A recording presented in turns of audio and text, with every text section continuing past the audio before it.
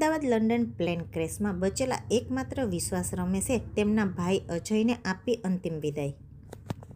કેન્દ્રશાસિત પ્રદેશ દીવ ખાતે આજે હૃદયસ્પર્શી વાતાવરણ સર્જાયું હતું, જ્યારે દીવ ખાતે એકસાથે પ્લેન ક્રેશના નિધન થયેલા 7ના પાર્થિવ દેહ દીવ પહોંચ્યા હતા.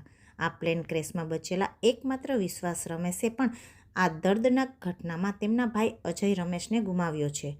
આજે તેનો પાર્થિવ દેહ વિશ્વાસના ઘરે પહોંચતા જ હૃદયસ્પર્શી રુદન સાંભળી સમગ્ર વાતાવરણ શોકમય બન્યું હતું.